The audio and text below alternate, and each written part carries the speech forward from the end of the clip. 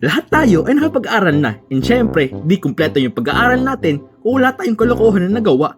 Pwera na lang kung good student ka. Ako kasi dati marami talaga akong kalokohan na nagawa during school days. Lalo ng elementary, high school at senior high school na din. Dati nung elementary pa ako di ko talaga afford yung mga text, jolin, or mga uso na laruan sa school namin dati. Kaya't ang ginagawa namin ng tropa ko inuuto namin yung mga lower grades sa elementary at nagpapanggap kami na Boy Scout.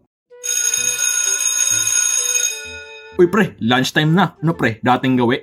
Oo, dun pre maraming bata naglalaro dun, tara. Tsaka galingan mo mag-acting na Boy Scout tayo Dapat pulis na pulis mukha mo. Ay, di pala kaya. Wala pang krimen, suspect na mukha mo Lah, body shaming yun no? Tingi, face shaming yun. Few moments later. Panalo ako. Uy, bata, akin na yan. Oo, Alam mo ba nga bawal maglaro dito? oo. Lah, sino nga ba? Di mo ba alam? Boy Scout kami dito, kaya akin na yan. Uy, baka umiyak yan.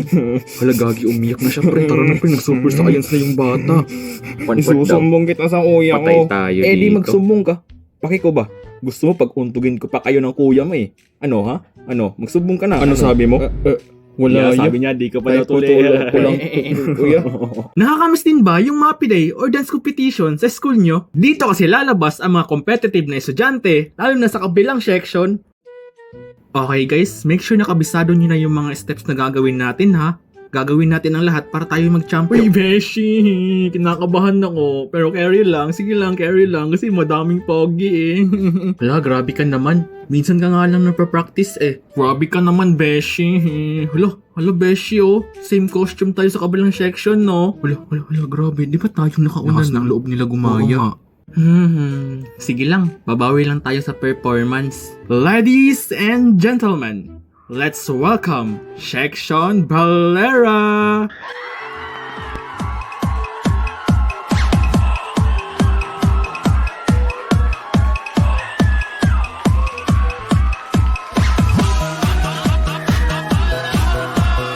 Alam, di ba tayo nakauna sa taping na yun? Gaya yun.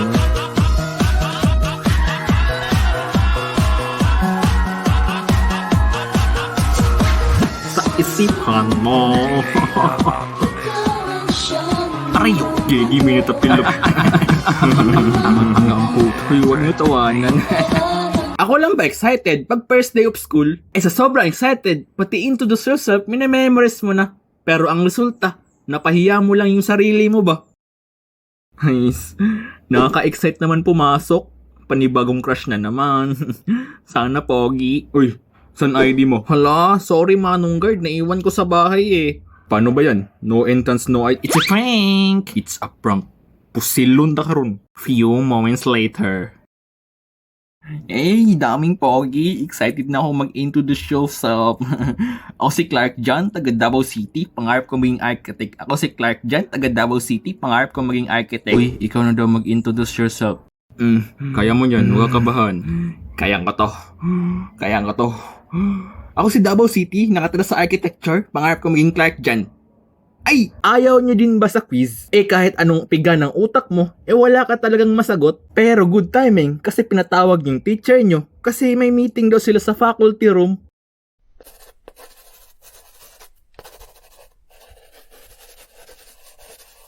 Ma'am, may meeting po daw kayo sa faculty room. Sige nak, susunod ako. Gagi yan na, aalis na si Miss Juan. Op, wag niyo ko subukan. When I was your age, ayan na naman siya, Kawan. We don't cheat. Anyways, bye. Oh my God! Pakopya! B, ano sagot mo sa number 7? Sa akin, 167 yung sa akin. Ha? Ano? Ba't sa akin, 127? Hala, iwan ko sa'yo. Sa akin nga, 137. Hala, ba't ang layo ng sagot ko? Sa akin, 1,036,000 million. Pre, may sagot ka na, pre. Pakopya nga ako, pre. Oh, sige, ito. B, pakopya ako, B. Okay lang, kukopya ako. Wala kasi akong sagot kanina pa lang. Sige lang, eto, kopya lang. Thank you, B.